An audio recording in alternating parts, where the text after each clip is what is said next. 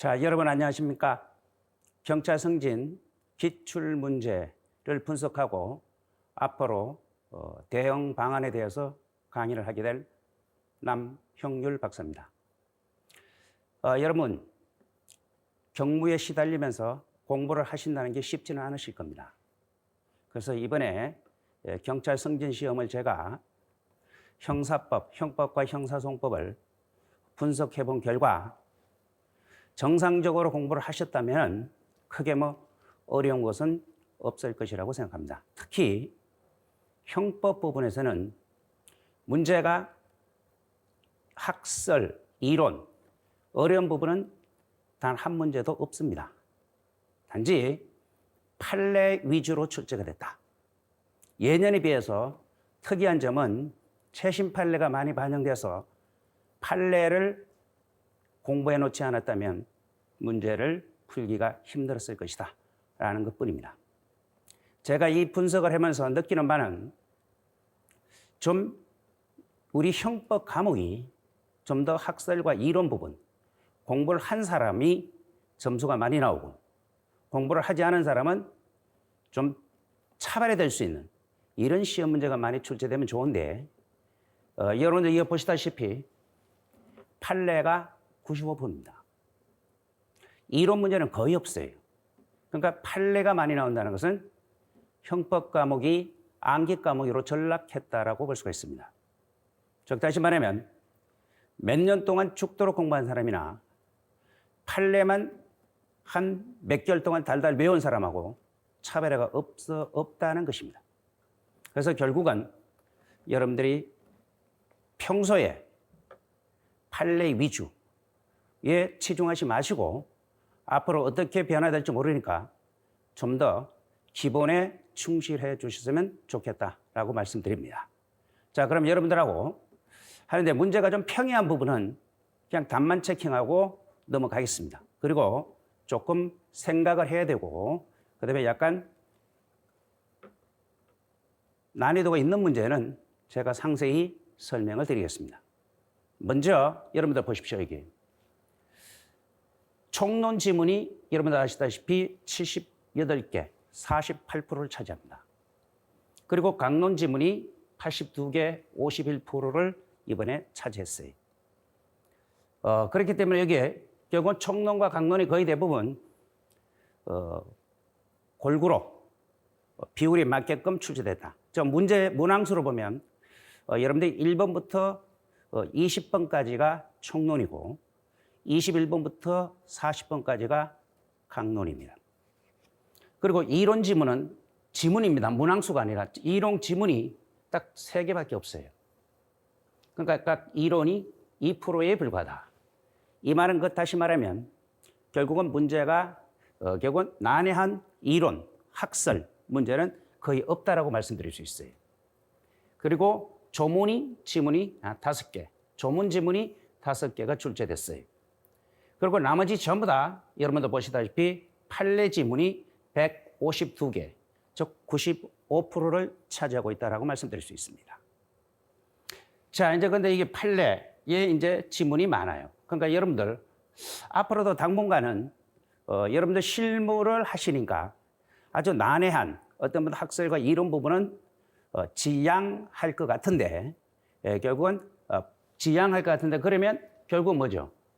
판례 위주로 출제가 된다는 건데 그럼 이걸 우리는 어떻게 공부를 해야 될 것인가 라고 하는 부분이 가장 여러분들한테 놓인 과제라고 볼 수가 있습니다. 자, 여러분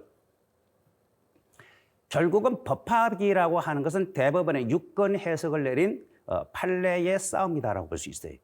결국은 변시뿐만 아니라 변시, 그다음에 경찰 승진, 이 공채되는 부분이 전부 다 여러분 현재 형법 과목이 결국은 객관식으로 들어가는 것은 변시, 법원 행시, 그다음에 여러분들이 7국어 검찰직 이런 식으로 그다음에 경찰 승진, 경찰 간부 일반 채용, 법원직 이런 식으로 보통 한 우리가 8군데에서 국가직에서 결국 형법 과목이 객관식의 시험을 보게 됩니다.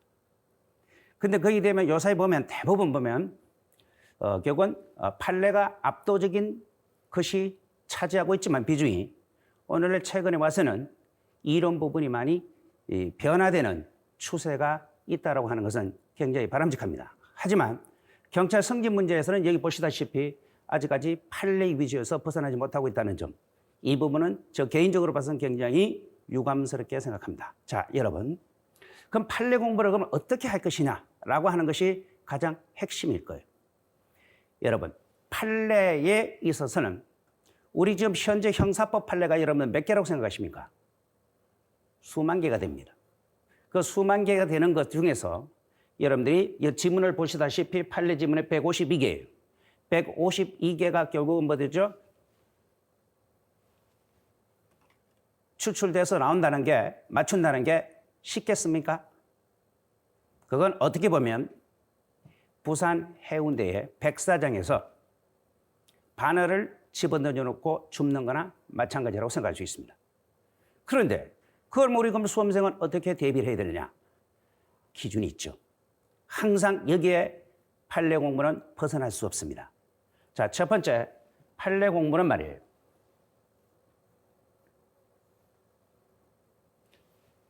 여러분들 모든 판례가 여러분들 시험 문제 나오면 기출된 판례입니다. 기출된 판례가 거의 시험 문제의 80% 이상을 차지하고 있어요. 그러니까 여러분들은 과거에 나왔던 문제, 과거에 나왔던 판례라고 해서 전혀 등한시해서는 안 됩니다. 앞으로 기출될 판례입니다. 기출된 판례는 앞으로 기출된 문제, 기출될 판례라고 하는 것을 항상 유지하시고, 그다음에 두 번째는 최신 판례예요. 최신 판례를 여러분들이 반드시 숙지를 해야 됩니다. 이번에도 보다시피 여러분 결국 21년도 9월 9일 1월 8일에 시험 봤으니까 2021년도 9월 9일 결국은 주거침입죄에 관련된 전원 합의 판결이 나왔죠. 그것이 가장 최신 판례로 출제가 됐다라고 하는 겁니다. 그래서 최신 판례가 이번에는 상당히 많이 출제가 됐어요. 그렇기 때문에 최신 판례, 굉장히 기출된 판례, 두 번째 최신 판례 조심하셔야 됩니다. 세 번째는 여러분들 판례 공부를 할 때 어디에 기준을 되느냐라고 하면 약간 시사적인 것. 시사적인 것, 즉 언론에서 많이 언급된 판례 있죠. 이런 것들은 놓쳐서는 안 됩니다. 자, 그래서 이 판례도 한번 보세요. 이 판례가 저녁 9시 뉴스에도 나왔어요. 이것이 1983년도에 이 판례가 나온 이후에 계속 유지하다가 결국은 이번에 21년도 9월 달에 대법원 전원 합의체 판결로 바뀌게 됩니다. 그래서 굉장히 좀 획기적인 거라서 뉴스에서도 언급됐습니다. 판례 뭐 어려운 건 아닌데 결국은 뉴스에서도 언급되고 시사적인 판례 굉장히 조심하시고. 그다음에 세 번째는 또 여러분, 네 번째는 어디에 또 판례 공부를 할 때 중점을 둬야 되느냐라고 하면 경찰 시험은 경찰 시험의 특징이 있는 겁니다. 일반 변시라든지 다른 시험과 달리 결국 경찰 시험은 자신의 실무와 관련된 부분, 예를 들어서 사실상 교통방해죄라든지요, 이런 부분은 다른 시험에서는 그렇게 중요시 안 합니다. 음주 측정, 음주 운전과 관련된 판례라든지 그다음에 교통방해죄 같은 거, 이런 부분에서는 굉장히 시사적인 문제, 시사적인 거 있는 거, 이런 것들은 중요하고 경찰 실무와 관련된 부분, 이런 부분에 대해서 기준을 삼고 판례 공부를 하셔야 됩니다. 자, 그러면 이 부분을, 이 기준을 누가 하는 거냐? 이건 여러분들이 하실 일이 아닙니다.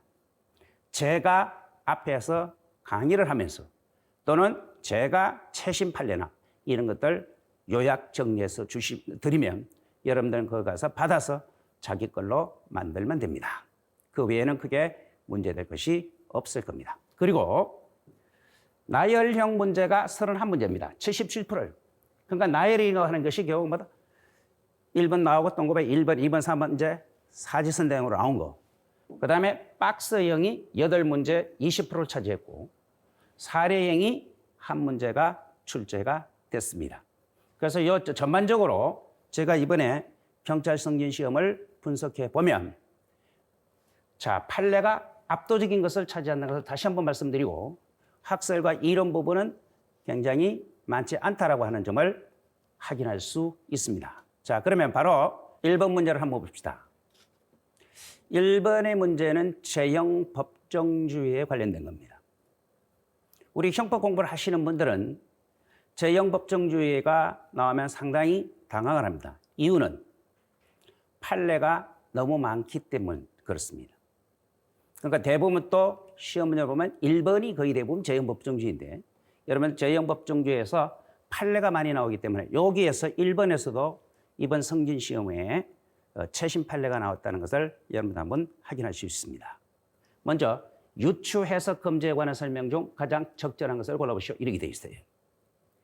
제형 법정주의 파생 원칙 중에 유추 해석. 우리 현행 형법에서는 유추 해석과 확장 해석이 있습니다. 판례상에서는 유추 해석과 확장 해석을 구분하지 않고 모두 금지시키죠. 하지만 학설의 입장에서는 유추 해석은 금지하지만 확장 해석은 허용하자고 하자는 것이 통설적 입장입니다. 자, 먼저 1번 한번 보세요. 형법 제232조 사전자 기록 위작 변작죄라고 있습니다. 사전자 기록 위작 변작죄에 있어서 여기서 핵심이 있어요. 근한 남용. 근한을 남용하여. 자, 근한을 남용하여. 근한 있는 사람입니다. 요 근한 있는 사람이 근한을 남용하여 허위의 정보를 입력했을 때 과연 이것이 유추 해석 금지에 반하냐라고 얘기하는 겁니다. 여러분 이렇습니다. 우리는 전자기록, 여기서 전자기록을 입력하는 거 있죠. 전자기록과 특수매체기록 이런 걸 입력하는 것이 일단 전자기록이 문서가 아니라는 점을 여러분들 기억하셔야 돼요. 그러면 문서는 위조와 변조에 있어서 여기서 전자기록은 위조, 변조란 말 대신에 위작과 변작이라는 용어를 쓰게 됩니다. 이게 사전자 기록 위작 변작죄라고 하는 것은 말이에요. 사물을 그르치게 할 목적으로 권리 의무 사실 증명에 관한 전자기록을 허위를 생성하거나 정보를 입력함으로써 성립하는 범죄란 말이에요. 근데 이게 문제는 문서와 마찬가지로 위조와 변조는 작성 권한이 없는 자가 작성할 때 위조가 변조가 되는 겁니다. 그러면 작성 권한이 있는 자가 하는 것은 문서에서 위조, 변조가 안 돼요. 그러면 여기서도 위작과 변작 이 부분에서 결국은 전자기록에 대해서도 권한 없는 자가 타인의 전자기록 이렇게 되어 있단 말이에요. 그런데 권한 있는 자가, 권한 있는 사람이 권한을 남용했을 때 이것이 과연 유추 해석이냐라는 부분이 정리가 됩니다. 이것은 약간 말씀드리면 문서가 아니기 때문에 권한 있는 자가 전자기록을 위작, 변작하는 부분은 문서에 있어서는 우리는 권한 있는 자는 위조나 변조가 성립하는 않는 것처럼 전자기록에서도 권한 있는 자는 위작과 변조가 성립하지 않는다는 것이 부정설이 있었고 긍정설이 있었습니다. 대법원 판례는 없었어요. 그런데 이것이 2019년도에 판례가 확립됩니다. 그래서 여기에 사전자 기록 위작 변작죄에서 권한 있는 자가 핵심이에요. 권한 있는 자가 위작 변작을 한다 하더라도 우리는 피고인에게 불리한 유추 해석이나 확장 해석이 될 수 없다라고 얘기를 하는 겁니다. 그 이유가 뭐냐라고 하면은요. 원래 문서에서 이제 이런 부정하는 근거는 이렇습니다. 이거 하면은 제형법정에 반한다라고 주장하는 사람은 문서에도 무형위조에 대해서는 처벌 규정이 없다. 유형위조에 대해서만 처벌하고 무형위조에서는 처벌할 수 없기 때문에 결국은 전자기록도 동일하게 취급해야 된다라고 하는 것이고 여기에 비해서 긍정설의 입장은 한양대 오영원 교수 같은 경우는 대표적으로 이렇게 얘기합니다. 문서에서 무형위조에 대해서도 예외적으로 허위진단 작성죄라든지 공정정서 원본 부실 기재죄 같은 것은 처벌 규정이 있지 않느냐, 예외 규정이 있지 않느냐라고 하는 것이고 또 전자기록은 작성 명의가 특정되지 않는 것이기 때문에 이것을 뭐다 결국은 허용한다 하더라도 유추 해석에 반하지 않는다라는 긍정설이 있었습니다. 그런데 이 학설의 대립이 있던 것이 이번에 판례로 확립된 것이다 라고 했어요. 그래서 이 핵심이 권한 있는 사람이 권한을 남용하여 허위 정보를 입력한다 하더라도 유추 해석 금지에 반한다라고 할 때 우리는 유추 해석 금지에 위배되지 않는다고 합니다. 두 번째, 우리는 법정 소득죄, 여기 이제 요 규정을 한번 보십시오. 요 법원도 잘 보면 최신 판례인데 이게 이제 뭐냐라고 하면 여러분 통진당 판례입니다. 통합진보당이 헌법재판소에서 위헌 해산 정당 결정을 해서 정당이 해산됐습니다. 그 헌법재판소에서 해산 결정을 내릴 때 통합진보당 당원이 입에 담지 못할 소동을 피운 거예요. 민주주의가 말살됐다, 뭐 독재 정권이 어떻다 이런 식으로 많은 사람이 들릴 정도로 소리를 질렀어요. 그래서 결국은 검사는 그 당직자에 대해서 법정 소유죄로 형법 138조의 법정 모욕죄로 결국은 소동죄로 뭐 했어요? 기소를 한 겁니다. 근데 대법원에서는 이게 이제 기소했을 때 이게 이제 여기서 이제 그 피고인 입장에서 뭘 주장했겠어요? 내가 소란 피운 것은 헌법재판소지 법원이 아니다. 법원이 아니기 때문에 법원과 헌법재판소를 동시에 해석하면은 이건 유추 해석이다 이렇게 주장을 했었습니다. 하지만 대법원에서는 이렇게 판례를 내린 거예요. 사실상 1965년 이전에는 우리는 헌법재판소라는 게 없었다. 그러니까 그와 같은 헌법재판소에 해당하는 결국은 사건을 모두 법원에서 취급했기 때문에 헌법재판소를 법원의 일종으로 파악한다고 해서 유추 해석 금지가 아니다라고 봤던 겁니다. 아시겠죠? 그래서 이것도 뭐냐면 해석하는 건 유추 해석 금지의 원칙에 반한다라고 했을 때 이것도 반하지 않습니다. 이렇게 됩니다. 자, 이거 반한다. 그러니까 유추 해석 금지에 반한다. 맞고요. 그래서 이렇게 됩니다. 잘 보시고. 이것도 유추 해석 금지에 반한다. 그 다음에 세 번째 한번 보세요. 유추 해석 금지의 원칙에 있어서 이거를 한번 볼까요, 여러분? 형 위법성의 조각 사유 또는 책임의 조각 사유, 소추 조건, 형의 면제 사유. 이거 전부 다 뭡니까? 공통점이. 위법성, 책임, 조각, 형 면제 사유. 여기까지 전부 다 피고인에게 유리한 겁니다. 피고인에게 유리한 것을 제한하면, 피고인이 유리한 것을 제한하면 피고인에게 유리합니까? 불리합니까? 이건 피고인에게 오히려 불리해요. 가벌성이 확대됩니다. 그렇기 때문에 이와 같은 것도 재형법정지 원칙에 결국 금지 원칙에 유추해석 금지 원칙에 하지 아니한다라고 해서 명백히 유추해석 금지에 반하죠. 그래서 이게 반한다라고 해서 이게 1번, 2번, 3번 전부 다 틀린 것이죠. 자, 요거는 3번 판례는 매우 중요하죠. 대법원 전원 합의점에 대해 공직선거법 251조의 자수의 개념입니다. 우리가 자수를 볼 때 범행이 발각되기 전후가 있어요. 범행이 발각되기 전에 자수로 제한할 건지 아니면 후까지 모두 넓게 해석할 것인지. 범행이 발각되기 전에 자수로 제한한다면 우리는 형을 자수는 임의적 감면이란 말이에요. 그러면 제한하면은 결국은 피고에게 불리한 겁니다. 이렇기 때문에 우리는 제한적으로 해석해서는 안 된다라고 하는 것 자수에 관련된 판례고, 그다음에 여기 4번 한번 보세요. 공전자 기록 위작 변작죄가 있는 겁니다, 여러분. 그러면 공전자 기록 위작 변작죄는 사물을 거르치게 할 목적으로 공전자 기록 위작을 변작한다. 여기서 여러분 이렇게 생각하시면 돼요. 공문서 있죠, 공문서. 공문서는 공무소나 공무원이 작성한 문서입니다. 근데 여기에서 공전자 기록도 결국은 공무나 공무원이나 공무소의 기록을 말하는 거거든. 근데 공무원의 임무를, 국가 임무를 잠시 대행하는 사람이 있죠. 그러니까 그 사람은 공무원의 신분이 아니에요. 이거 보시다시피 공무원, 공무소와 계약 등에 의하여 공무원의 임무를 일부 대행하는 사람, 이건 공무소가 아니고 공무원이 아니에요. 그렇기 때문에 이와 같은 것을 기록을 위작, 변작했다 하더라도 계약에 의해서 이룬 것은 공전자 기록 위작, 변작죄가 성립될 수 없습니다. 만약에 그걸 포함시키면 바로 뭐가 되는 거죠? 재형법정지 반한다. 그래서 정답을 또 4번으로 찍을 수가 있는 겁니다.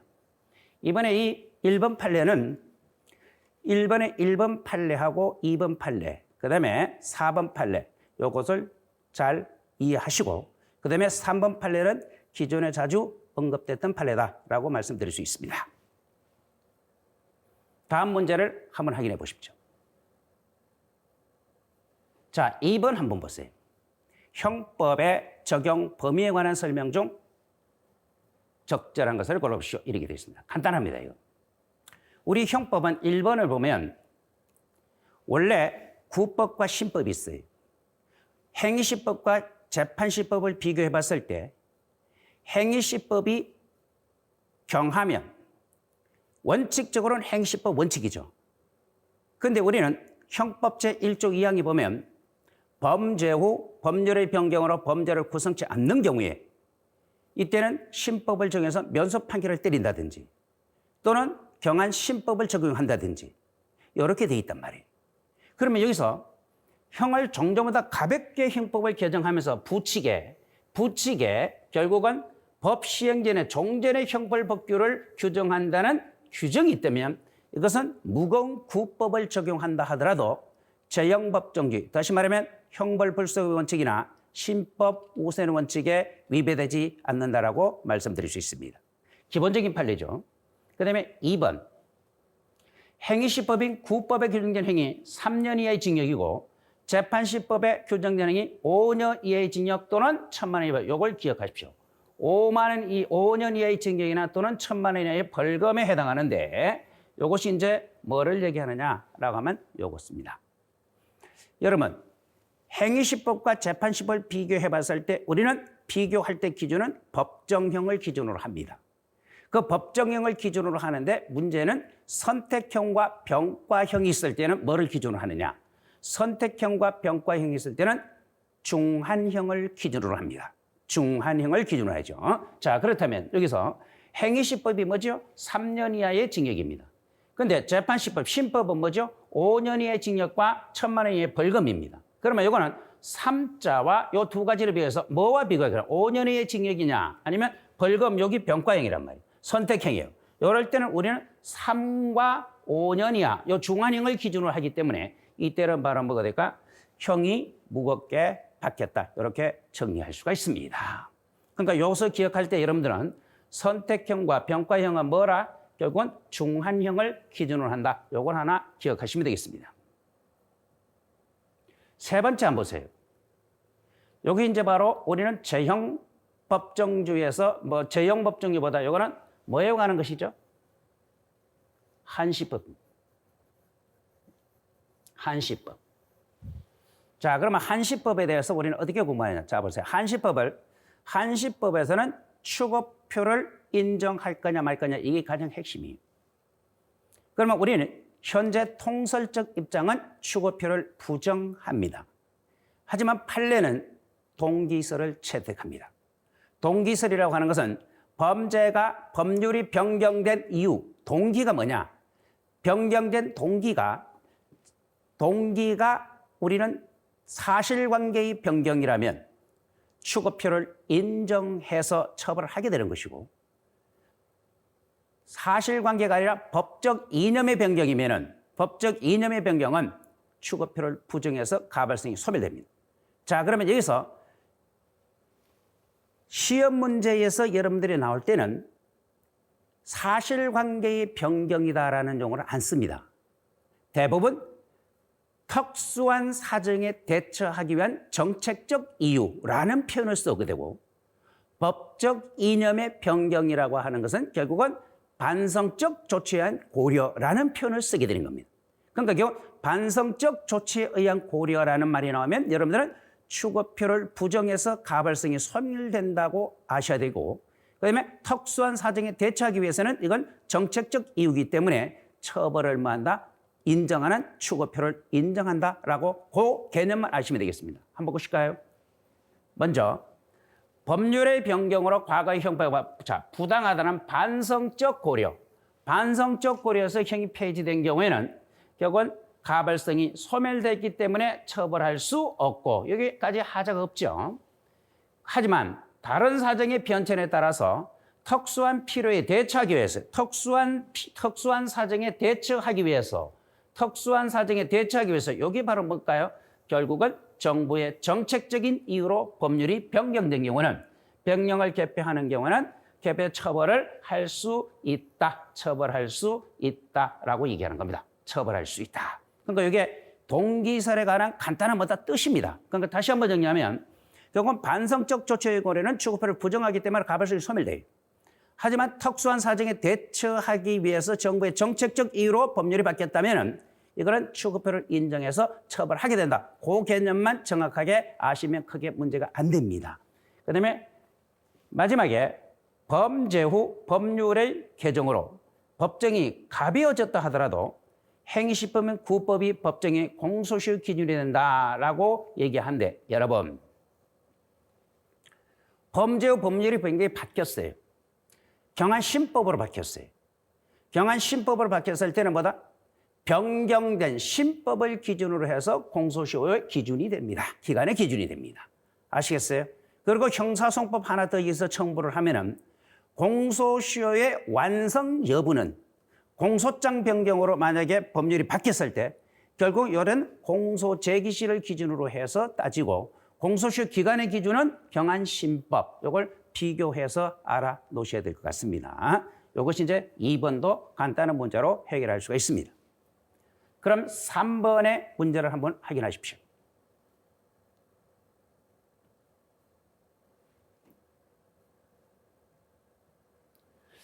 법인의 처벌에 관한 설명 중 가장 적절치 않은 걸 골라봐라 이렇게 되어 있습니다.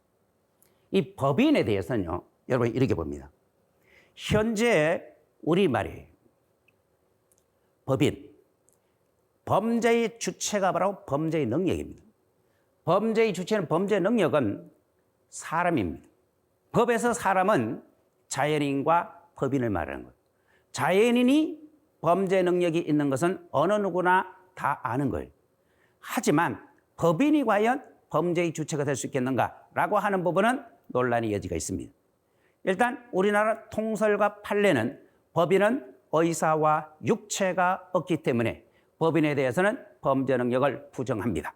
이게 통설과 판례예요. 그리고 또한 법인에 대해서 그러면 처벌을 할 수 있겠느냐? 처벌 능력. 법인에 처벌할 수 있겠느냐라고 했을 때 우리 형법에서는 말이에요. 법인은 결국은 범죄 능력은 부정하지만 법인은 처벌은 할 수 있다라고 하는 게 또한 판례 입장입니다. 이것이 논리적으로 안 맞아요. 제가 봐서는. 법인에 대해서 범죄 능력을 부정하면 당연히 처벌 능력도 부정해야 돼요. 하지만 법인에 대해서 처벌 능력을 인정하는 것은 오늘날 입법 주류가 대부분보다 양벌 규정, 양벌 규정이기 때문에 법인을 처벌하게 된다는 겁니다. 그러면 법인을 처벌하게 되는 근거는 뭐냐? 우리는 과실 책임설. 종업원이 처벌받기 때문에 법인이 처벌되는 종속적 개념이 아니라 법인과 종업원하고 양벌 개념도 독립적인데 결국은 종업원을 지휘감독을 하지 못한 지휘감독을 게을리한 부분에 대해서 처벌의 근거를 찾습니다. 그런데 한 가지 여기서 유심하게 보셔야 될 건 여러분 법인은 반드시 다 양벌 규정을 해서 법인을 다 처벌하는 게 아니에요. 반드시 처벌 근거가 있어야 됩니다. 처벌 규정이 없으면 결국은 처벌할 수 없게 되는 것입니다. 이거 한번 보십시오. 먼저 1번 지방자치단체 소속 공무원이 여기 이제 바로 이 판례가 다 알 겁니다. 여기 이제 보면 이런 얘기입니다. 우리는 국가중앙정부가 있어요. 국가기관에 일정한 일부 결국은 지방자치단체 위임 사무가 있고 그다음에 지방자치단체의 고유 사무가 있는 겁니다. 그러면 위임 사유는 위임해서 지방자치단체에서 대행하는 것은 국가기관의 일부이기 때문에 이건 쉽게 말하면 독립된 법인이 아니라고 볼 수 있어요. 하지만 지방자치단체에서 고유한 임무가 있단 말이에요. 대표적으로 이거 청소하는 거 있죠. 이게 이제 부산 서구청 사건인데 결국 여기 관악구에서 청소하는 차 이런 거 있지 않습니까? 청소부 이런 건 전부 다 지방자치단체 고유 사무예요. 그렇기 때문에 그 법적 근거가 있단 말이에요. 처벌 근거. 그런데 그 지방자치단체 소속 공무원이 과적 차량 10톤 이상을 쓰레기를 담아왔는데 과적으로 차량을 싣고 가다가 이게 이제 걸린 거예요. 이때 그럼 잘못은 누가 했죠? 구청 소속 공무원이 했어요. 그런데 지방자치단체 그 부산 서구청도 과연 처벌할 수 있겠는가라고 했을 때 법적의 과적 차량을 운영하면 처벌받는 법 규정이 있단 말이에요. 그렇기 때문에 이건 양벌 규정에 의해서 모두 결국은 서구청도 처벌받아야 된다라고 얘기하는 겁니다. 그래서 양벌에 따라 처벌 대상이 아니다라고 하면 이거는 틀린 지문이다라고 얘기합니다. 두 번째, 특별한 근거 규정이 없는 한, 이렇게 핵심입니다. 법인의 양벌 규정에서 처벌하기 위해서는 반드시 처벌 규정이 있어야 돼요. 법적 근거가 없는 한 양벌 규정을 적용하여 처벌할 수 없다라고 얘기합니다. 이것이 이제 결국은 정확하게 이해를 하셔야 되겠습니다. 처벌 근거가 없으면 처벌할 수 없다. 그런 의미로 해석할 수가 있는 것이다 라고 얘기합니다. 그래서 정답은 이게 정확하게 뭐든지 2번이죠. 그 다음에 3번, 한번 더, 그 다음에 형벌 규정에 법인격 없는 사단이나 재단이나 명시되어 있지 않더라도, 자, 명시되어 있지 않더라도, 이거 틀린 거잖아요. 명시되어 있지 않더라도 양벌 규정을 근거로 법인격 없는 사단이나 재단을 처벌할 수 있다라고 하면 반드시 법적 처벌 근거가 있어야 됩니다. 처벌 근거가 없으면 처벌할 수 없게 된다라고 하는 것으로 정리하시면 되겠어요. 그러니까 이건 틀린 것 차니까 요건 이제 3번이고, 그 다음에 요것도 4번도 합병으로 인해서 존속, 법인의 성계가 됩니까? 안 됩니까? 안 되는 거죠. 그래서 이것도 기본적인 판례. 그래서 여기 법인과 관련돼서 여러분들이 처벌 근거가 있고 없고 하는 거, 양벌 규정과 관련된 판례입니다. 눈여겨보시면 좋겠어요.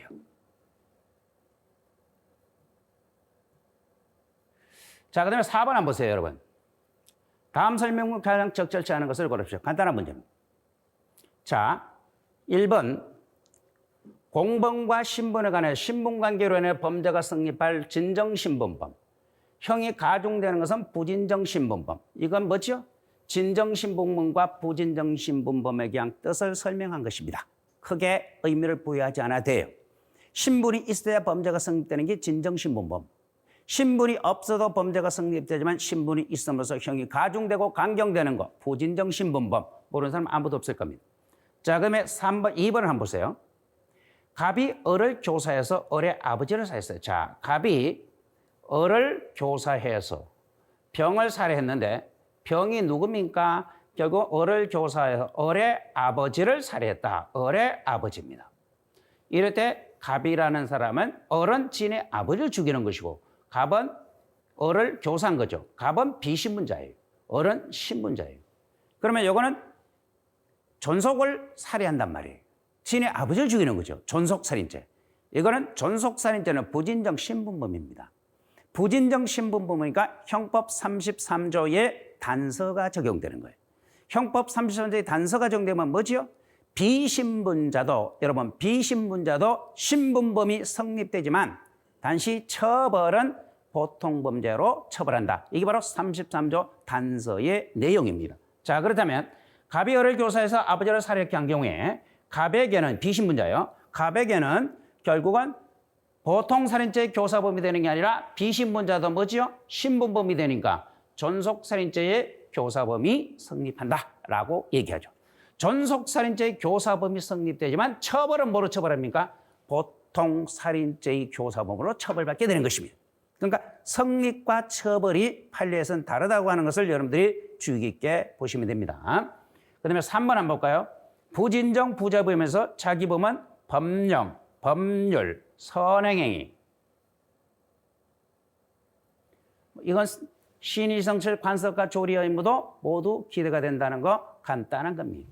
그러니까 우리는 자기의 의무는 법령과 법률과 법령, 법률, 선행행위, 신의성실과 관습과 조리는 보호 의무가 인정된다는 거, 그걸 얘기하는 것이고 4번은 부진정 결과적 가중범입니다. 여러분, 부진정 결과적 가중범은 부진정 결과적은 뭡니까? 기본범죄의 고의에다가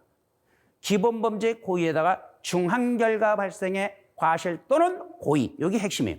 중한결과의 고의가 생겨도 결과적 가중범이 인정된다는 것, 그거 지금 설명하는 거예요. 여기 핵심이 결부진정 결과적 범 보세요. 중한 결과에 고의가 있는 경우까지 포함되는 것이기 때문에 포함되는 것은 고의가 있는 것이 포함되기 때문에 이와 같은 것이 대표적으로 바로 뭐죠? 특수공무집행방해치사상죄의 책임을 면할 수 없다. 그러니까 특수공무집행방해치사상죄 여러분 현주건조물 방화치사상죄 이런 것들이 가장 대표적으로 여러분 부진정 결과적 가중범으로서 중한 결과에 고의가 발생해도 중한 결과 고의가 있어도 결과적 가중범이 성립된다는 것입니다. 기본적인 판례라고 보시기 때문에 어려운 건 없습니다. 자, 5번 이런 거는 간단하게 여러분들 해결할 수 있습니다.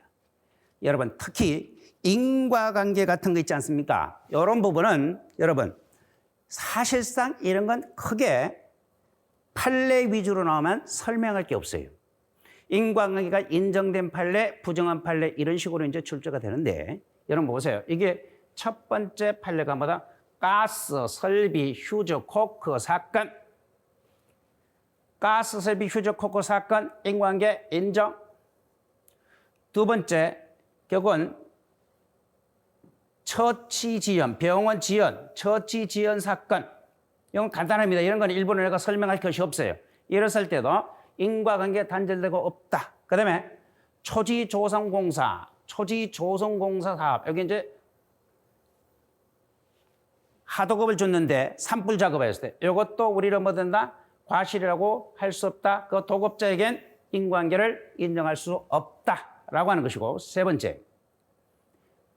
네 번째 보면 여러분 갑이 운전한 차가 이런 것도 읽어볼 것도 없습니다. 인과관계가 인정됩니다. 예를 들어서 이런 거죠.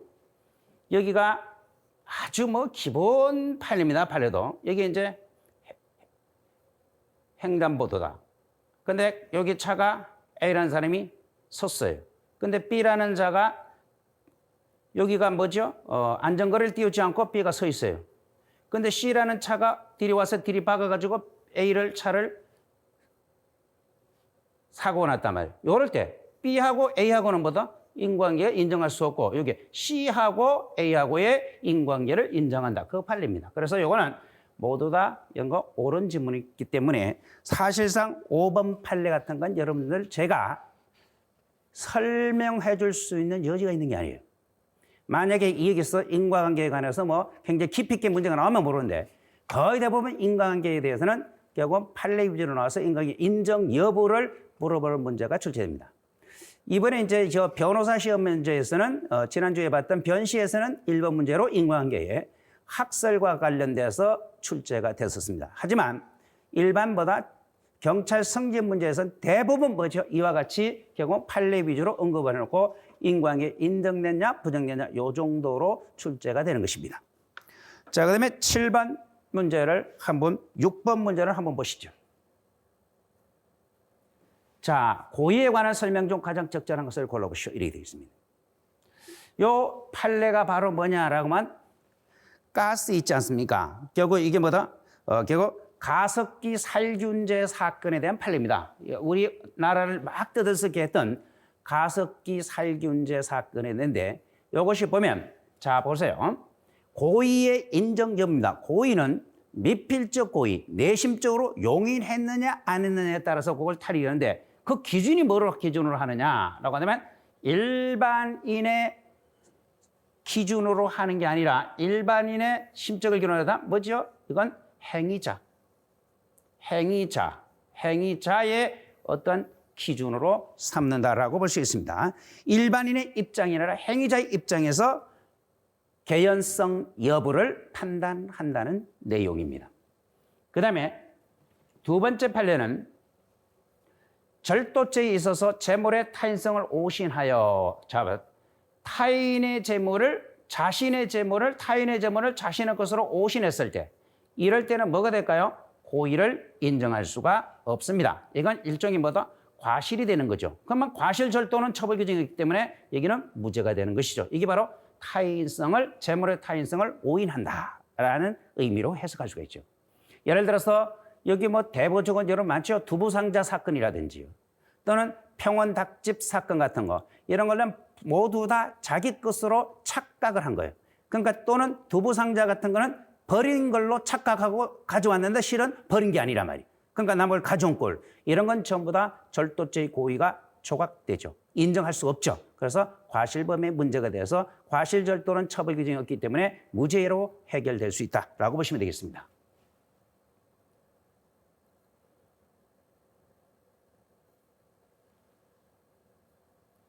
자, 그 다음에 이것도 3번도 간단합니다. 불미스러운 결국은 뭐냐라고 한다면 이런 건 진위. 이게 이제 종교에서 진위를 확인하기 위해서 질문을 해가지고 들었거든. 이건 명예훼손죄의 고의를 인정할 수 없다라고 얘기하는 것이고, 그 다음에 부진정 부작위범의 고의는 바로 우리는 구성요건적 결과 발생에 계획적인 의도가 있어야 되는 것은 아니고 쉽게 방지할 수 있는 예견하고도 용인하고 방관했다면 이걸 뭐든다 고의가 인정될 수 있다라고 하는 거예요. 이게 바로 세월호 사건 아시죠? 세월호 이준석 그 선장 결국은 그 배 안에 300명의 사람이 있음에도 불구하고 지만 살겠다고 팬티판으로 쫓아나오는 거 그건 충분히 내심적으로 용인했다라고 하고 학정적 고의뿐만 아니라 미필적 인식만 있어도 충분하다라고 하는 얘기를 들어볼 수 있습니다. 자, 그래서 이게 뭐 이런 거는 사실상 뭐죠? 8번, 6번이라든지 이런 부분은 전부 다 판례이기 때문에 크게 뭐 신경 쓸 것이 별로 없습니다. 자, 그다음에 7번 문제를 한번 보십시오. 7번 문제는 그나마 그래도 여기 보세요. 1번 지문 있잖아요. 요거는 사실상 학설입니다. 이거 한번 볼까요? 2열까지 설명조 옳고 그름을 모두 표시한 거 OX 문제로 표시한 것을 골라보시오 라고 되어 있습니다. 자, 첫 번째 한번 보세요. 갑이 A를 살해한 고의로 어둠 속에서 B를 A로 오인하고 오인 동그랗게 치시고 오인하여 살해하였다면 갑의 죄책에 대해서 구체적 부합설 그 다음에 법정적 부합설은 결론은 서로 다르다 이렇게 되어 있습니다. 간단한 겁니다. 자, 보세요. 갑은 A를 살해 고의로 얻으면서 B를 넣자. 이건 뭐다? 구체적 사실의 착오 중에 객체의 착오입니다. 구체적 사실의 착오의 객체의 착오는 구체적 부합설 또는 법정적 부합설 모두 뭐가 되죠? 발생사실의 고의기수범입니다. 발생사실의 고의기수범이기 때문에 이거는 구체적 부합설이나 법정적 부합설이나 모두 뭐 되죠? 살인죄의 기수입니다. 이런 지문이 나오면 여러분 객관식 나올 때 여백에다 빨리 그림을 탁탁탁 그려봐야 돼요. 구체적 사실, 추상적 사실, 객체의 착오, 방법의 착오, 구체적 부합설, 법정적 부합설, 추상적 부합설 해놓고 그림을 딱 그려서 딱딱하면 금방 그냥 나오는 거예요. 이거는 결국은 결론이 모두 다 발생 사실의 고의 기수범이기 때문에 결국 이거는 결론이 같다라고 해서 이거는 뭐죠? X표가 돼야 되고 두 번째 가바이 등 3명과 싸우다가 힘이 달리자 식칼을 가지고 이들을 쭉 이거 읽어볼 것도 없으면 이것도 처음부터 상해의 고의가 있었기 때문에 이때로 과실치상이 될 수 없고 상해죄가 인정돼야 된다. 좀 더 정확하게 말하면 흉기를 들였기 때문에 특수상해죄 같은 것이 인정돼야 되지 않을까라는 생각을 하고 그다음에 이건 상해의 고의가 인정된다는 거. 과실치상이 아니라 상해비에 대한 상해죄의 고의가 인정된다는 거. 그것만 기억하시면 되겠습니다. 세 번째, 눈 감고 이런 것도. 가감 30전 대보창 사건. 가감 30점 대보탕 사건. 이건 검찰에 무혐의 결정이 났다는 것을 알고서 무혐의 결정이 있다는 것을 알고서 한 것은 정당한 이유가 있는 경우에 해당한다고 할 수가 없다가 아니라 정당한 이유가 있다라고 보시면 되겠습니다. 그리고 이것도 4번도 외국인 학교 경력인 갑이 학교의 교비 회계에 속하는 자금을 외국 학교에 대함으로써 자, 이것도 한번 보십시오, 여러분. 이게 수원에 있는 외국인 학교가 있고 대전에 외국인 학교가 있어요. 그러니까 수원에 있는 외국인 학교 교비를 이제 여기 학교 그 이사장이 빼가지고 대전에 있는 외국인 학교의 교비로 사용을 했단 말이에요. 이게 외국인 학교 교비 회계 사건입니다. 이런 경우에 이건 과연 형법 제16조에 그럴 만한 정당한 이유 여부를 따지는 것입니다.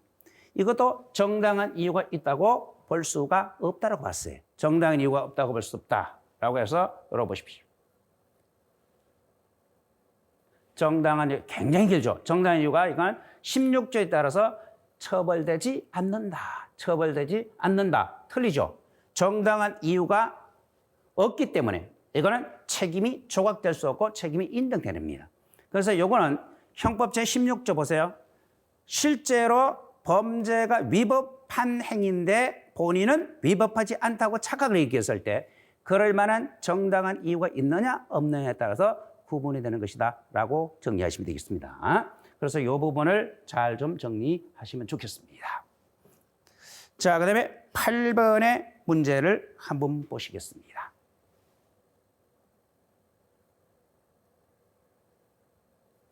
자, 그나마 그래도 이번에 사례가 나온 게 요 하나입니다, 여러분. 사례가 나온 게 요 하나인데 여러분들 이걸 한번 보십시오.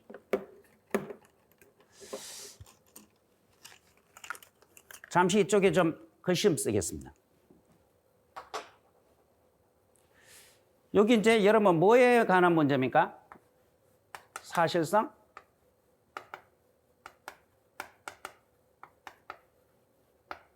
개괄적 고의에 관한 거예요. 개괄적 고의. 전통적인 교과서에는 개괄적 고의라는 표현을 씁니다. 하지만 오영곤 교수 교과서에는 이걸 갖다 인과과정의 착오, 인과관계의 착오라고 얘기합니다. 인과과정의 착오.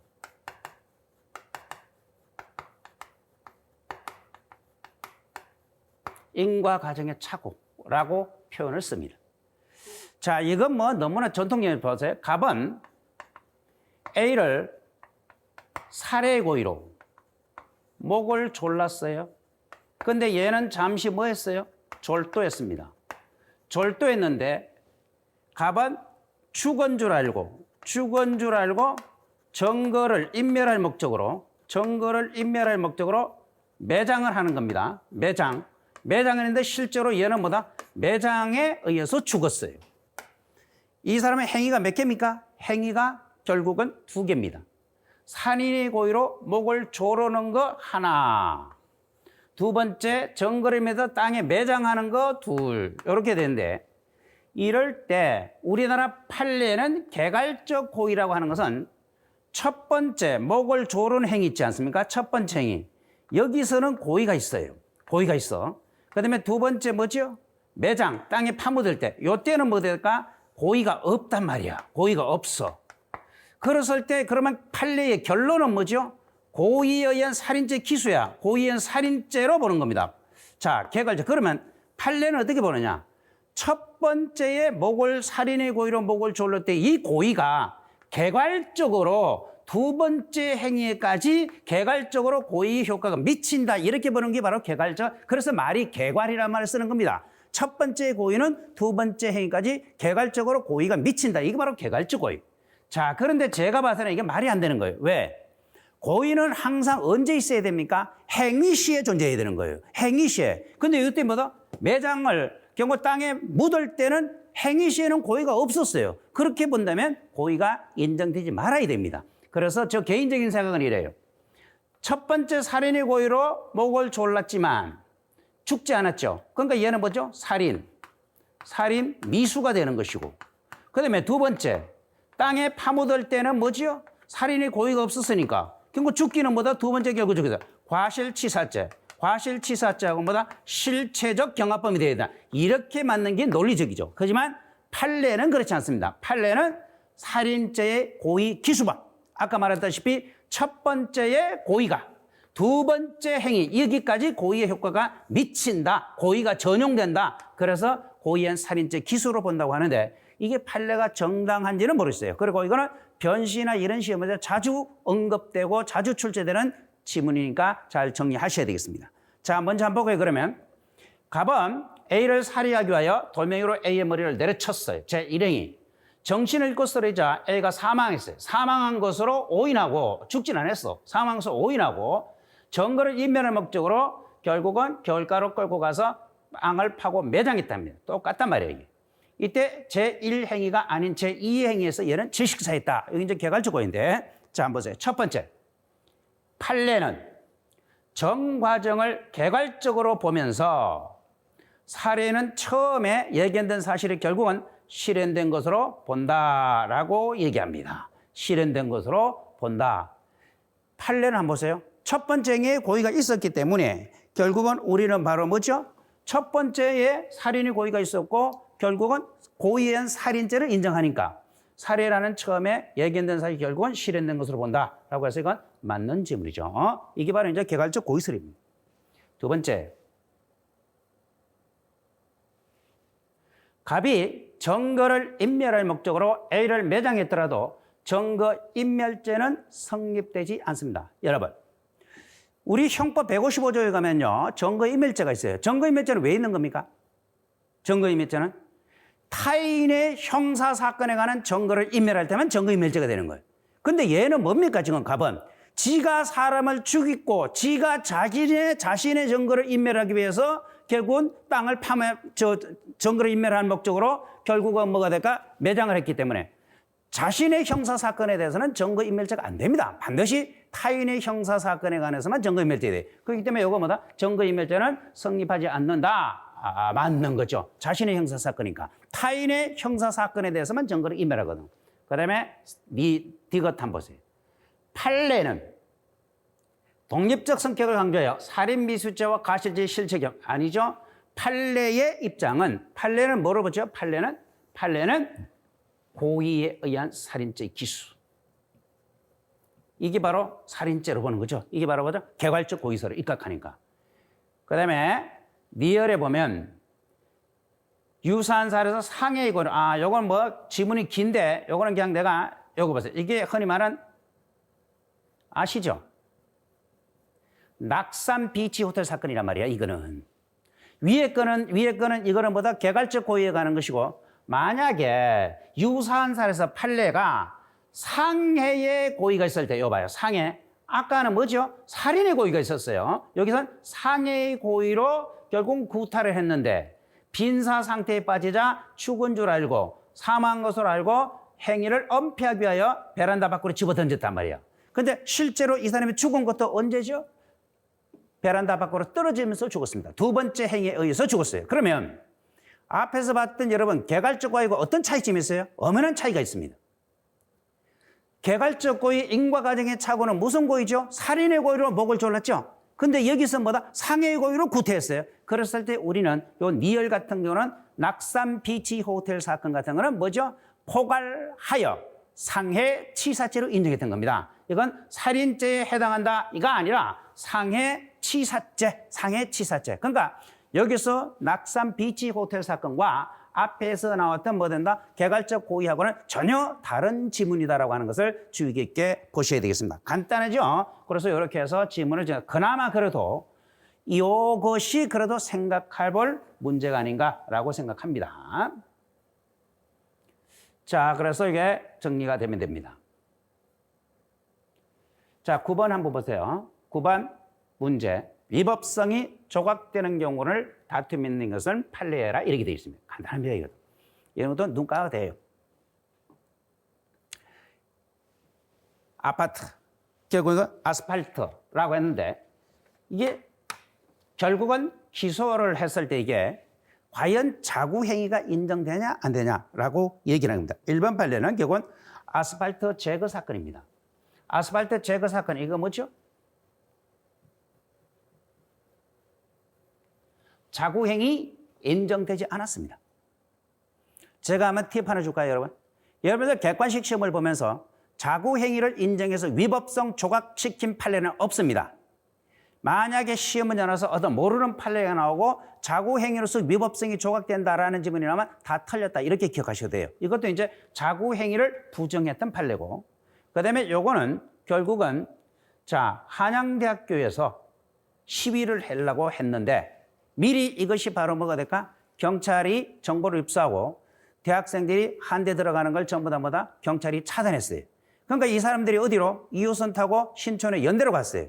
그러니까 연세대학교 의사의 반에서 들어가서 학교의 의사의 반에서 들어서 집회를 열었을 때 과연 이게 주거침입죄가 성립되겠는가라고 하는데 우리 형법은 이것을 가르쳐 긴급 피난을 뭐 했다? 부정했다. 그냥 눈 감아도 됩니다. 이런 건. 긴급 피난을 부정한 판례다. 그러니까 위법성이 조각되지 않았던 판례다라고 얘기할 수 있습니다. 집시. 그러니까 길기 때문에 그러니까 판례가 결론만 알면 딱 떨어지는 거예요. 아무런 영향가도 없어요. 세 번째, 이것도 안테나 절단. 위성 케이블 안테나 절단 사건. 이것도 바로 뭐죠? 결국은 위법성 조각을 인정하고 긴급피난이나 정당해로 인정할 수 없다라고 봤던 것이고. 세 번째, 요거 한번 보세요. 여기 이제 네 번째 이것이 바로 이제 위법성이 조각된 판례입니다. 뭐냐? 선거관리위원회가 주최하는 합동연설에서 일간지 신문 기사 쭉 나오는데 정과 사실을 상대 후보의 정과 사실을 적시했단 말이에요. 적시한 사안에서 상대 후보의 평가를 저하시켜 스스로 자신이 당선되는 사적 이익도 있지만 여기서 핵심이 뭔지 아세요? 상대방 자질에 대한 자료를 제공해서 결국은 뭐다? 적절한 투표권을 행사하도록 하는 공적인 동기라고 하는 겁니다. 여기 이제 여러분 자 보세요. 형법 310조에 보면 뭐가 나옵니까?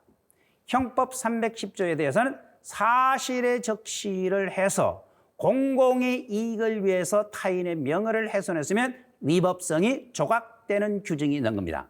이럴 때 여기서 보세요. 문제가 나왔단 말이에요.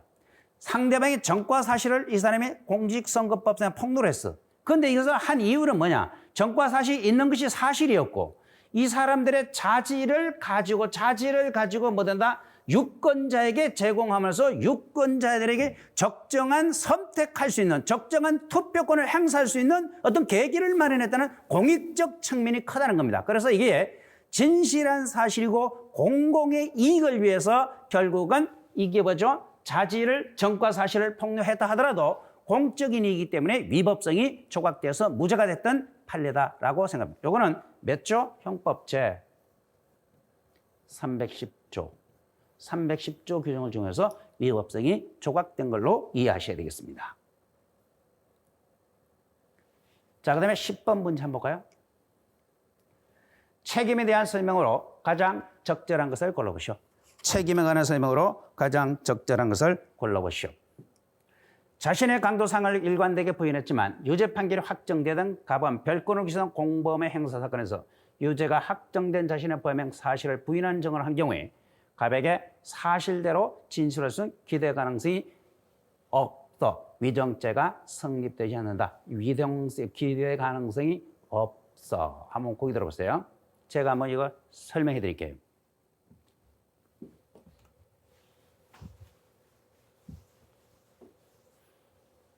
기대 가능성과 관련되면 보세요. 기대 가능성은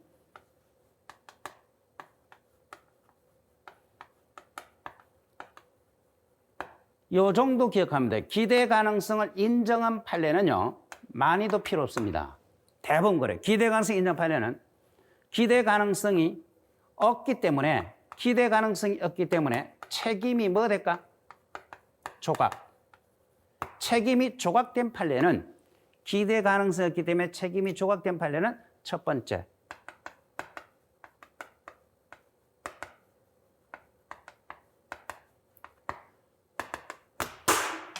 수학여행 사건. 하나. 두 번째.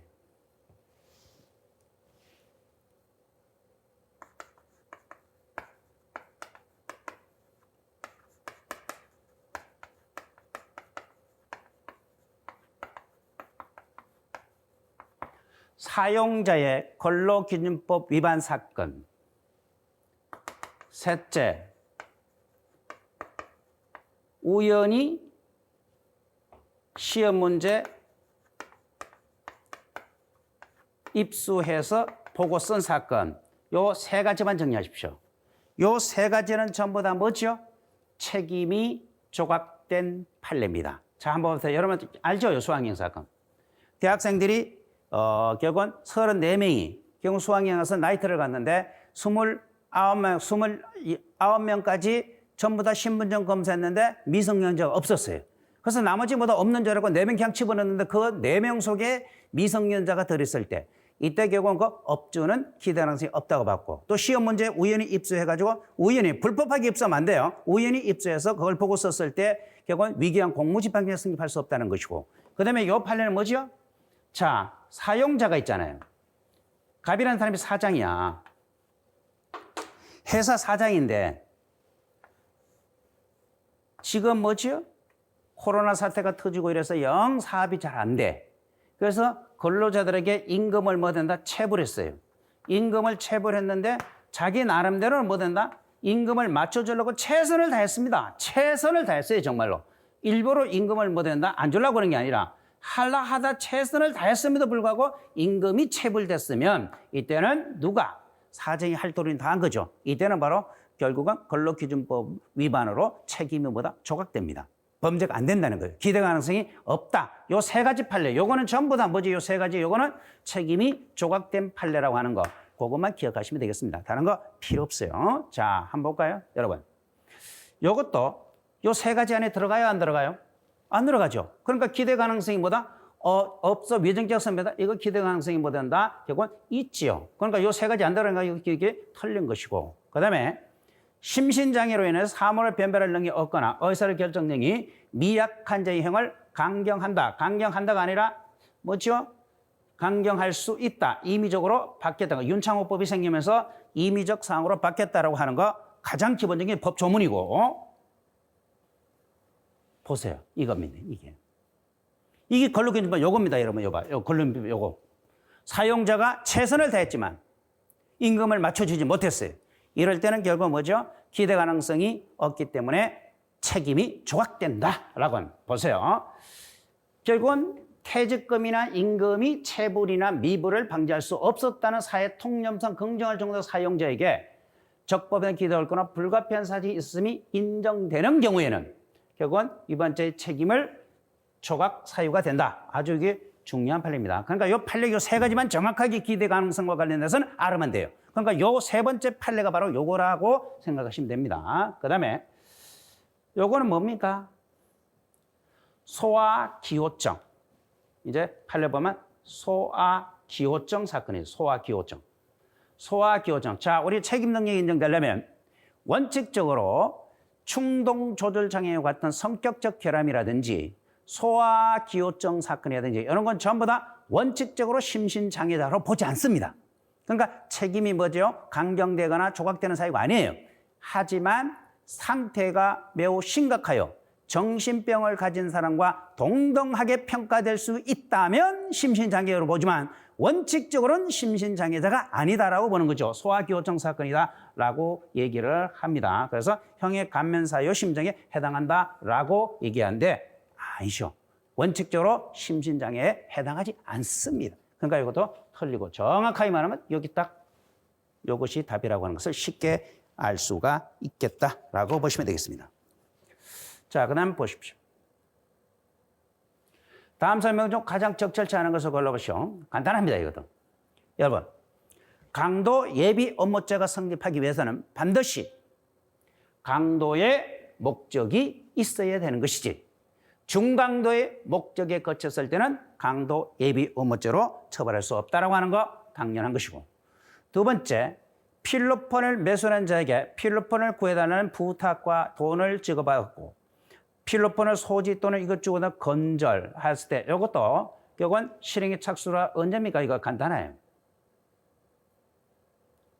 명목으로 이런 경우에 뭐다? 볼 수 없다. 실행에 이르다 볼 수 없다라고 하는데 여러분 적어도 요거는 뭐죠? 매매 행위의 어떤 건접, 매매 행위의 건접이라든지 밀접한 상태만 있으면 실행의 착수를 인정합니다. 그리고 세 번째, 이제 우리는 또 뭐냐라고 하면, 그러니까 이게, 그 다음에 도박 장소 이것도 마찬가지고요. 4번 한번 보세요. 그냥 간단하게 보시죠. 조문이요. 장애 미수는 형을 강경할 수 있고, 임의적 감경, 맞죠? 자, 중지 미수는 형을 강경 또는 면제할 수 있으며, 아니죠? 면제하고, 이래야 되지. 그러니까 이거는 하고, 이건 뭐죠? 자, 장애 미수는 임의적. 중지 미수는 뭐죠? 필요적. 그 다음에 불능 미수는 형을 강경 또는 면제한다가 아니라 할 수 있다 해서 이건 틀린 말. 이건 조문입니다. 조문. 형법 25조, 26조, 27조를 묶어서 조문을 결국은 나와서 가장 센 기초. 장애미수는 임의적 강경, 중지미수는 필요적 감면, 불능미수는 임의적 감면. 그것만 아니면 쉽게 풀 수가 있다라고 얘기할 수 있습니다. 이런 것들은 그냥 넘어갑시다. 크게 논할 가치가 없어요. 자, 그 다음에 12번. 실행에 착수에 관한 설명 중 가장 적절하지 않는 것을 골라보시오.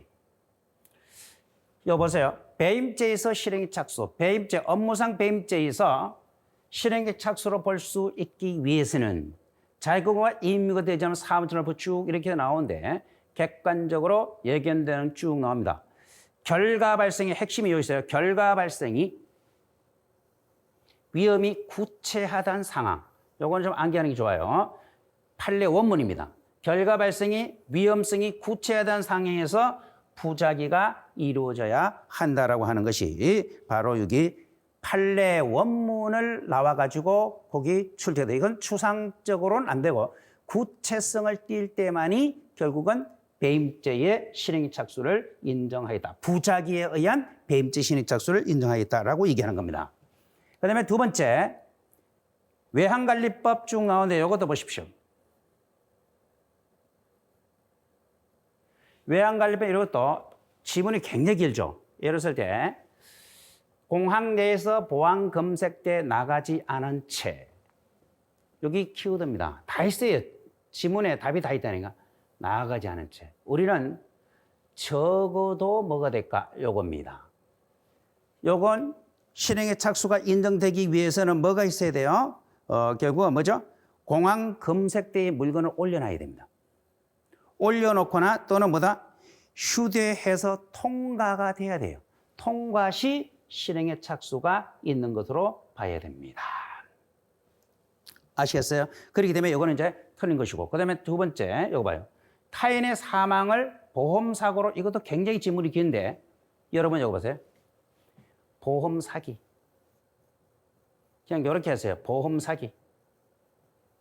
보험 사기는 실행의 착수가 언제입니까? 보험 계약을 체결할 시가 아니에요. 보험금 뭐지요? 청구시입니다. 청구시. 청구시 실행의 착수시기 되고 기수시기는 뭐지요? 결국은 청구시가 실행의 착수가 돼 보험금을 지급받았을 때가 기수가 된단 말이에요. 그런데 여기는 지문이 길어요. 한번 보세요. 이게 판례 원문을 닦아와가지고 이렇게 긴 걸 여러분들 보세요. 시험 볼 때 이걸 그냥 다 읽을 필요가 없는 겁니다. 여기서 하고 싶은 얘기는 뭐예요? 보험 사기의 실행 착수는 언제냐라고 하는 거거든. 이거 보세요. 보험 계약을 뭐한다? 체결한 행위는 체결만 해가지고는 이거는 실행 착수를 인정 안 합니다. 보험금을 뭐 해야 되죠? 청구를 해야 된단 말이에요. 그러니까 체결한 거는 보험금을 편취하려는 의연 실행 착수인 것으로 볼 수 있다? X표잖아요. 체결한 건 안 되고 보험금 청구를 해야 돼. 그러니까 이런 공부할 때를 판례를 다 읽어가지고는 제 시간에 못 풀어. 이때 판례 알면 그냥 키워드 치고 바로 그냥 빠르 들어가야지 시험 문제를 해결할 수가 있는 겁니다. 그 다음에 밑에 거 한번 보세요. 정범의 실행에 착수 전에 장래 실행행위를 예상하고 이를 행위를 방조한 경우는 정범이 실행행위에 나아갔다면 종범이 성립하려면 정범이 실행 착수에 이르지 못한 경우는 방조자는 예비죄의 종범으로 처벌된다. 이것도 상당히 중요한 내용이죠. 각종 시험에서 자주 출제가 된다라고 얘기를 합니다. 자, 이거 한번 잘 보세요. 정범이 실행에 착수 전에, 이거 봐요. 실행에 착수 전에, 실행에 착수하기 전에, 이게 바로 예비 단계 아니에요? 예비 단계? 예비 단계에 이를 하게 한 것을 방조한 경우, 여기까지 끊어요. 이때는 바로 예비죄의 종범입니다. 과연 예비죄의 종범을 인정할 수 있느냐? 우리 형법 판례는 예비죄의 종범은 있을 수가 없습니다. 왜? 교사범과 종범, 공범은 반드시 뭐죠? 정범이 실행으로 나가야 되거든요. 그런데 예비 단계에서 교사나 종범은 성립할 수 종범은 성립할 수 없어요. 우리나라 판례에도 예비죄에서는 공동정범을 제외하고는 종범은 성립할 수 없다라고 돼 있고, 자, 그 다음에 정범이 그 실행행위에 나갔다면 성립하지만, 요 보세요. 맞아요.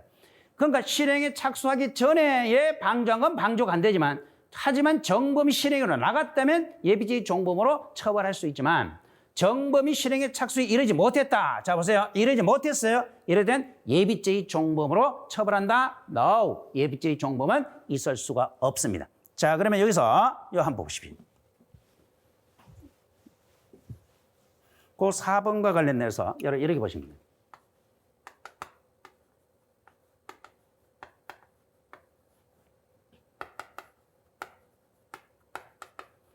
예비죄의 공동정범은 있을 수 있습니다. 하지만 예비죄의 종범은 있을 수 없어요. 예비 단계에서 방조 행위는 있을 수 없다. 다만 정범이 실행에 착수로 나갔다면 말이에요.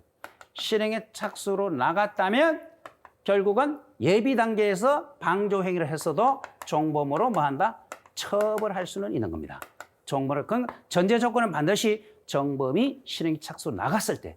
그러면 그냥 여러분들이 예비죄의 종범은 있을 수 없다만 맞는 말이에요. 예비죄의 종범은 있을 수 없고 단서가 붙어서 정범이 실행 착수로 나갔을 때는 종범으로 처벌할 수 있다. 뭐 그런 식으로 정리하시면 되겠습니다. 간단한 문제예요. 자 보시면 됩니다. 자 13번 볼까요? 미수와 관련돼서 가장 적절한 것은 뭐냐? 불능미수의 성립 요건은 위험성은 피고인 행위 당시에 인식한 사정과 일반인 인식한 사정을 놓고 자 한번 보세요. 불능미수는 여러분 보세요. 불능미수는 처음부터 결과 발생이 뭐하죠? 불가능하죠. 결과 발생이 불가능한데 불가능한 이유가 뭐죠? 수단의 착오, 그 다음에 대상의 착오가 일어납니다. 그런데 여기서 바로 위험성이거든. 위험성이 있느냐, 위험성이 없느냐에 따라서 구분돼요. 그럼 위험성을 판단의 기준은, 자 보세요. 위험성의 판단 기준이 오늘날 뭐죠? 추상적 위험성이란 말이에요. 그럼 추상적 위험성의 뜻이 뭐죠? 행위 당시에 행위자가 인식한 사정입니다. 행위자가 인식한 사정, 요거 봐요. 행위자가 인식한 사정을 기초로 해서 일반인의 관점에서 판단한다. 요걸 기억하시면 돼요. 자, 그러면 여기서 제발 볼까요? 행위 당시에 인식한 사정과 행위 당시에 피고인, 행위자가 인식한 사정과 일반인이 인식한 사정. 틀리죠? 일반인이 인식한 사정이 아니라 행위 당시에 행위자가 인식한 사정을 기초로 해서 일반인의 관점에서 판단한다. 이렇게 정리하시면 되겠습니다. 그 다음에 세 번째, 이거 보세요. 불능미수로서 결과 발생이 불가능하다는 것은 범죄 행위의 성질상 그 어떤 경우 고소 실행이 불가능하다는 것을 결국은 의미한다. 맞아요. 결국은 결과 발생이 불가능하다는 것은 범죄 행위의 성질상 어떤 경우도 결과 발생이 일어날 수 없다라고 하는 것을 얘기하는 겁니다. 한번 보시고. 자, 이것도 잘 알아야죠. 여러분. 다 알죠? 예비 단계에서 자의적으로 중지했을 때 형법 26조를 준용할 수 있습니까? 준용 못합니다. 예비죄의 중지 준용할 수 없고. 그 다음에 밑에 볼까요? 타인의 재물을 한 자가 공유의 성낙을 받지 않고 공유 담보를 여기 주세요. 가등기를 격려했습니다. 가등기를 이미 격려하면 이건 뭐다? 범죄 기수가 돼버리는 거예요. 기수가 돼. 기수. 이미 업무상 행령죄 기수가 돼. 그리고 자의로 가등기를 말소했다 하더라도 중지미수에 해당한다? No. 그러니까 여기 가등기를 격려하는 자체가 이미 기수가 되기 때문에 결국은 미수범은 나올 수 없다라고 얘기하시면 되겠습니다. 격려하는 즉시 기수가 돼버리는 거예요. 자, 그래서 이것도 틀리고 그래서 답은 아까 정리했던 걸로 기억하시면 되겠습니다. 14번. 공동정범에 관한 설명 중 가장 적절치 않은 걸 골라보시게 되어 있습니다. 공동정범에 관한 설명 중 가장 적절치 않은 것. 1번. 포괄일죄에 관해서 범행의, 이거 보세요. 범행의 일부를 실행한 후 공범관계에서 이탈했어요. 끝났습니다. 다 보면 문제 속에서 답이 다 있는 거예요. 자, 봐요. 공범이 일부를 범죄를 실행한 다음에 이탈했단 말이에요. 일부를 실행한 다음에 이탈했기 때문에 예서는 뭐가 될까요? 전체에 대해서 공동정범에 대해서 결국은 책임을 뭐가 된다? 져야 된다라고 얘기를 합니다. 공범이 이탈했으나 죄를 부담한다. 이거만 굉장히 죄를 부담한다. 이거 있고 그다음에 2번 죄를 부담 맞고 그러니까 이탈을 일부 실행한 다음에 이탈했기 때문에 공동정범 책임을 져야 된다 이 뜻이요. 그다음에 두 번째 각각의 서로 살인의 공모 이것도 핵심이에요. 공모입니다. 공모하여 실행위를 나갔는데 결과 발생의 원인 둘 중 원인 내내기가 판명되지 않아요. 사망했다면 공모하에 실행위를 피해자가 사망했다면 사망의 결과 발생의 둘 중 누구의 원인인데 여보세요. 요것이 뭐하고 관련해서 동시범하고 관련돼서 노는 거예요. 잘 보세요. 그러면 사전에 의사 연락이 없이 누구의 행위에 의해서 원인이 판명됐는지 원인이 판명되지 않으면 이건 동시범의 문제가 됩니다. 하지만 이것은 보세요. 이미 공모예요. 공모가 들어갔다는 자체는 이거는 뭐죠? 이건 동시범의 문제가 아닙니다. 갑을 모두 살인죄의 기수로 처벌한다라고 얘기할 수 있습니다. 자, 그다음에 이렇게 정리하시고 간단한 거예요. 그러니까 이런 걸 요거 1번은 요런 단원, 그다음에 요거는 공모 이런 걸 아셔야 된다니까. 세 번째, 요것도 마찬가지로 여기도 핵심이 뭐죠? 비단 이 사람이 3번은 뭐죠? 눈 감고 이거 뭐다? 성수대교 붕괴 사건. 성수대교 붕괴 사건 과실범의 공동정범을 인정했던 판례고요. 그 다음에 면할 수 없다 맞는 것이고 그 다음에 4번에 관한 것은 뭔지 아세요? 4번에 포괄일체의 범행된 공동정 범행에 가담한 자가 그 범행에 가담할 때 이미 이루어진 종전의 범행을 알았더라도 종전의 범행을 알았다면 포괄일체의 범행 전체에 대해서 공동정범의 책임을 져야 된다라고 얘기합니다. 거기 들어보세요. 이것이 바로 뭡니까? 4번이 뭐예요?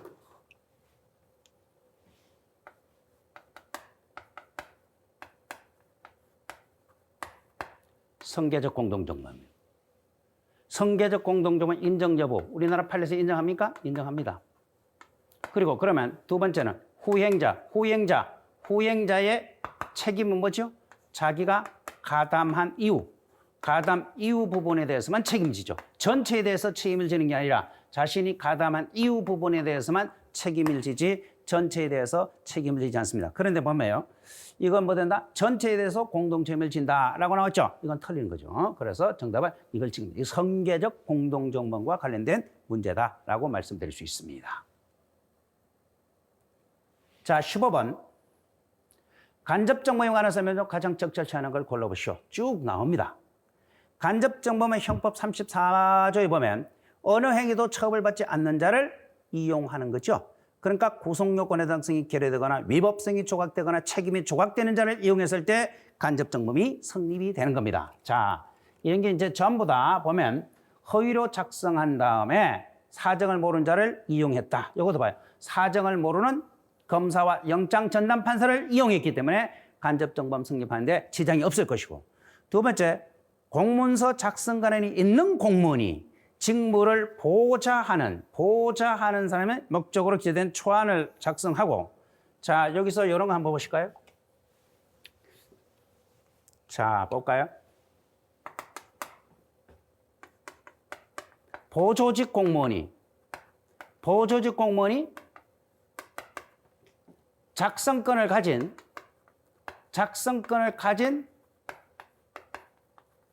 상사를 정을 모르는 상사를 이용했습니다. 이런 경우에 보조직 공무원은 뭐가 될까요? 허위 공문서 작성죄에 뭐가 되죠? 간접정범이 됩니다. 그리고 두 번째, 보조직 공무원이 임의적으로 상사를 이용하는 게 아니라 임의적으로 만약에 작성했으면 이때는 보조직 공무원은 뭐가 될까요? 공문서 위조가 됩니다. 공문서 위조가 된다. 그리고 여기에 관련된 판례가 몇 가지 있죠. 크게 보면 세 가지가 있는데 아시면 좋아요. 뭐죠? 호적개정 사건. 지금은 호적개정은 아니지만은 그다음에 예비군 훈련 사건, 방위병 사건이죠. 그다음에 음주운전 적발 보호 사건. 이 세 가지 판례는 반드시 열로 간접 정보를 인정한 대표적인 판례입니다. 암기하시면 좋아요. 자, 볼까요? 이건 이제 간단한 거고. 그다음에 이거 봐요. 작성관에 있는 공무원이 보좌하는 사람이 그 지위를 이용하여 초안을 작성하고 사정을 모르는 상사를 이용하는 겁니다. 보세요. 사정을 모르는 상사에게, 정을 모르는 상사에게 결재를 하도록 했을 때 이때는 허위공문서 작성죄의 간접정보이 성립한다. 당연하죠. 자, 그 다음에 3번 한번 보세요. 작성관에 있는 공무원이 직무를 보조하는 공무원이 잡아요. 임의로 작성, 보조직공무원으로 임의로 작성했으면 이거는 허위공문서 작성의 간접정범이 되는 게 아니라 뭐라 그랬죠? 공문서 위조가 됩니다. 위조가 성립한다. 이렇게 보시면 되고. 그 다음에 요거는 목적을 가진 자가 목적 없는 자를 이용했을 때. 그러니까 이게 12.6 사태. 국헌을 문란시킬 목적을 가진 전두환이가 목적 없는 체계화를 이용했을 때 이거는 바로 목적 있는 자가 목적 없는 자를 이용했을 때 이때는 뭐죠? 결국은 간접정범이 되죠. 이게 바로 출판물의 명의손죄는 뭡니까? 목적범이거든. 비방할 목적이 있어요. 근데 비방할 목적이 없는 자가 목적을 가진 자가 목적 없는 자를 이용했을 때 간접정범이 성립할 수 있다. 당연한 거죠. 라고 하는 거 이런 것들 기본적으로 보시면 되겠습니다. 자, 그다음에 16번 한번 보세요. 다음 설명 중 가장 적절치 않은 걸 골라보시오. 다음 설명 중 가장 적절한 건 어리 갑의 교생의 당시에 범을 성락하지 않았어요. 자, 보세요. 성락하지 않았어요. 이후에 교사에게 범행을 결의했을 때 교사범이 성립한다. 이거 여러분들 아시죠? 뭐요? 낙태, 수술한 거. 그러니까 시간이 없어서 말을 못하는데 경관이 남자가 사법시험을 준비했단 말이에요. 고시를. 그런데 여자가 뒷바라지를 다 해줬죠. 그런데 한 10년 만에 시험 붙어놓고 연수원 들어가가지고 연수원 여학생을 사귀었단 말이에요. 그래서 그리고 나서 옛날에 있는 자기 뒷바라준 여자가 결국은 피해 여성이 결국은 임신을 했다고. 그리고 다른 여자 상에서가 난 니하고 이제 안 사귀겠다. 애를 띠라고 계속 보다 산부인과를 소개도 하고 애 띠라고 계속 그랬단 말이에요. 낙태하라고. 처음에는 이 여성이 뭐 된다? 애는 내가 키우겠다. 혼자 키우겠다라고 했지만 도저히 안 돼가지고 이건 낙태 수술을 했습니다. 이런 경우가 교사 행위와 낙태 시술 행위의 인과응이 인정되느냐? 인과응이 인정돼서 남자에게 낙태 교사죄를 인정했던 판례입니다. 보이고. 두 번째, 갑이 을에게 A를 살해할 것을 제의했는데 을이 그 제의를 거절한 경우. 거절. 동그랗게 치시고 거절했으면 이거는 바로 뭐죠? 실패한 교사입니다. 실패한 교사는 누구만? 교사자만 예비 업무에 준해 처벌하죠. 볼까요? 갑은 살인 예비 업무에 준해서 처벌한다. 맞는 거죠. 실패한 교사.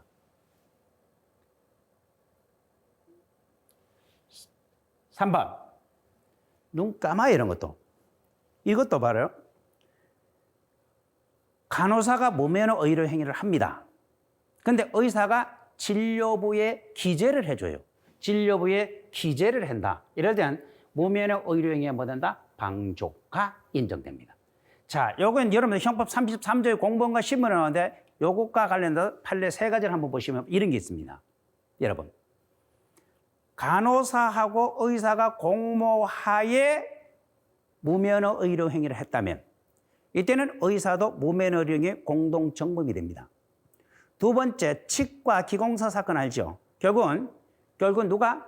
의사가 치과 기공사에게 의료 행위를 시켰다면 의사는 무면허 의료 행위의 교사범이 됩니다. 그리고 요거는 바로 뭐죠?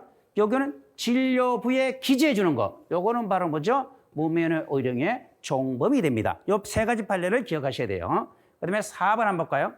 갑이 A에게 애를 살해할 것을 교세했는 자, 상해를 교세했어요. 상해를 교세했는데 얘는 들어가서 뭐 된다? 죽였어요. 이럴 땐 사망에 대한 중환 결과에 대한 예견 가능성이 있으면 결과적 가중범의 교사범, 상해 치사죄의 교사범이 된다는 아주 기본적인 판례입니다. 그래서 이거는 살인죄의 교사범이 아니라 뭐죠? 상해 치사죄의 교사범이 인정된다라고 하는 건 간단하게 하고 넘어가십시다.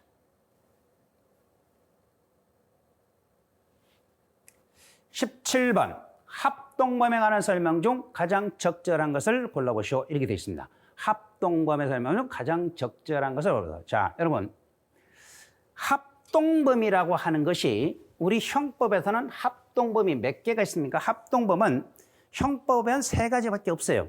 특수절도, 특수강도, 특수도주 세 가지. 그 다음에 성폭력 특별법상의 특수강간, 특수강제추행 이런 것들이 우리는 합동범이라고 합니다. 그러면 합동범은 결국은 과거에 이제 이 판례가 이제 현장서를 취했었지요. 그런데 이제 이게 여러분 아시다시피 대법원 전원 합의체 판결로 나온 거 있죠. 결국은 강남구 삼성동 GS 24시 편의점 사건이 나오면서 이게 이제 합동범의 공동정범을 인정하게 되는 판례가 나오게 됩니다. 과거에 같은 현장에 나가지 않은 사람에 대해서는 합동범의 공동정범을 인정하지 않았어요. 하지만 24시 편의점 사건이 나오면서 현장에 나가지 않았지만 적어도 3사람 이상이 공모를 하고 2사람 이상이 현장에 나갔다면 현장에 나가지 않은 사람도 합동범의 공동정범을 인정한다. 그 판례가 있는 겁니다. 자, 한번 보십시오. 갑이 을과 공모한 대로 칼을 들고 강도를 하기 위하여 을의 집에 칼을 휘둘러 에게 상해를 가한 이상 대문 밖에서 망을 보고 구체적으로 상해를 가할까지 공모하지 않았다 하더라도 당연히 이거는 공범으로서의 책임을 면할 수 없다. 그러니까 이건 공동정범을 인정하거나 특수범죄를 합동범을 인정할 수 없다는 겁니다. 그러니까 왜요? 공모했거든. 공모했으니까 충분히 칼 들고 들어갔을 때 충분히 상해를 가할 수 있는 것은 예견할 수 있지 않습니까? 두 번째, 갑이 을 및 병과 택시 강도를 모의했고 을과 병이 피해자의 폭행에 착수하기 전에 겁을 먹고, 자, 여기 핵심이에요. 착수하기 전에 겁을 먹고 현장을 떠났어요. 실행에 착수하기 전이 핵심이에요. 실행에 착수하기 전에 겁을 먹고 현장을 떠났어. 공범자가 실행에 착수한 이후에 현장을 떠났을 때는 그때는 공동정범이 인정됩니다. 그런데 실행에 착수 전에 현장을 떠났다라고 하는 것이 핵심이에요. 그럴 때 도저로 봤다면 특수강도죄의 합동범위 바라면 된다. 도저히 봤더라도 특수강도의 합동범을 성립한다. 자, 3번. 그러니까 이게 이제는 뭐죠? 그 다음에 3사람 이상이, 자 보세요. 이게 이제 그 판례 그겁니다.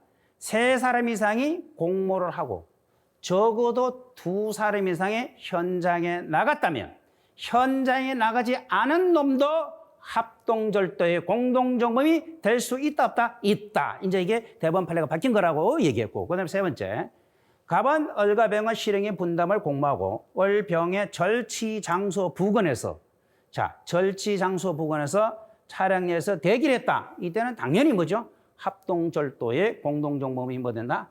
성립할 수 없다가 아니라 성립할 수 있겠죠. 대기하고 있으니까. 자, 이렇게 해서 정리하시면 되겠습니다. 자, 재수로 나온데 이것은 아주 뭐다 간단하게 한번 보십시오. 자, 첫 번째 이거 한번 보세요. 보이스피싱 사건이에요. 보이스피싱을 해서 특정 계좌로 입금을 내가 컴퓨터 사용 사기를 쳤어요. 그래서 특정 계좌로 입금을 시켰어. 입금된 것은 여기까지 컴퓨터 사용 사기자가 되는 거죠. 내 계좌에 들어온 것을 내가 돈을 찾았어요. 이 부분은 검사만 되는 것이지 거기서 돈을 인출한 부분에 대해서는 따로 횡령죄가 뭐 된다? 성립될 수 없습니다. 라고 내 돈 내 찾은 거예요. 맞는 거예요. 두 번째, 작물 보관을 의뢰받은 자. 이게 작물 보관죄죠. 의뢰받은 자가 이걸 임의적으로 뭐 된다? 작물을 처분했어요. 이것도 횡령죄는 불성립됩니다. 이건 작물 보관죄만 되지 뭐는 작물 보관죄만 되지 횡령죄는 작물 보관죄에 흡수되는 것이죠. 가장 간단한 판례들이에요. 그 다음에 세 번째 한번 봐요. 컴퓨터로 없는 동영상을 제공한 제1범죄 행위를 서버 컴퓨터가 압수된 이후에 다시 정보를 갖추어 이거 한번 봐요. 제1범죄 행위가 끝났어요. 그리고 컴퓨터가 압수가 됐어요. 근데 동종의 제2 범죄행위를 또 저지른 겁니다. 행위가 몇 개입니까? 2개입니다. 이때는 뭐다? 2개의 실체적 경합범. 불가역산의 범죄가 불성되는 게 아니라 1행위와 2행위의 뭐다? 실경. 이렇게 보셔야 되고. 마지막. 그러니까 이건 틀린 거죠. 열차 승차권을 절취했다가 현금을 환불해. 이럴 때 뭐다? 절도죄만 성립되고 사기죄는 불성립. 이렇게 정리하시면 될 겁니다. 아주 간단한 그냥 판례 들으니까 하나 이해하시면 좋지 않을까 생각합니다. 자, 그 다음에 과실범에 관한 설명 중 가장 적절한 것을 고르십시오. 과실범의 설명 중 가장 적절한 것은 사업 당시, 여기 핵심이에요. 사업 당시 현장 감독입니다.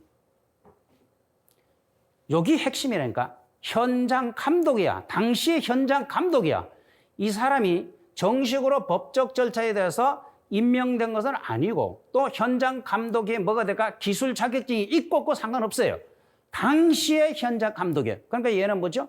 주의 의무가 있어요. 그러니까 업무상 과실에 책임을 져야 된다. 이게 핵심이에요. 요런 걸 찾아낼 줄 알아야 돼요. 두 번째, 의사가 설명 의무를 위반한 채 의령에 쭉 했을 때 이것도 결국은 설명 의무 위반과 사망 사이에는 당연히 상당 인과관계가 뭐가 될까? 인정돼야 됩니다. 인정돼야 됩니다. 그런데 존재할 필요가 없다라고 하면 이거는 뭐죠? 결국은 틀린 질문이고. 그 다음에 의료사고에서 쭉 나옵니다. 의료사고를 쭉 나와야 되는데 이거 보세요. 이거 중요한 판례입니다. 의료상에서 의료과실 있죠. 의료과실의 판단 기준이 뭔지 아세요? 보통인의 기준으로, 일반인의 기준으로 주의 의무 정도를 판단한다. 이렇게 하면 틀린 말이에요. 이건 반드시 앞에 들어가야 될 게 있어요. 뭐죠? 같은 임무에 종사하는 보통인입니다. 요 말이 빠지고 그냥 이렇게 들어가면 이건 바로 틀린 질문이야. 같은 업무와 직무에 종사하는 보통인의 주의 정도를 기준으로 해야 된다. 맞습니다. 여기까지 핵심적인 판례고. 그 다음에 법인의 대표자 법규 위반에 대해서 이것도 책임은 법인 자신의 범죄 행위로 평가될 수 쭉 나오는데 이것도 봐서 키워드가 옵니다. 대표자의 과실에 의한 위반 행위에 대해서는 법인은 뭐 될까? 자신의 과실에 의한 책임이라고 할 수 없다가 아니라 할 수 있습니다. 요건 이렇게 하나 정리해 주실게요. 한번 보세요. 자, 요거 이제 요를 잘 한번 보면 이렇게 됩니다. 라고 합니다. 대표자에 있잖아요. 법인의 대표자. 대표자의 고의. 고의로, 과실이나 과실은 고의에 의한 위반 행위.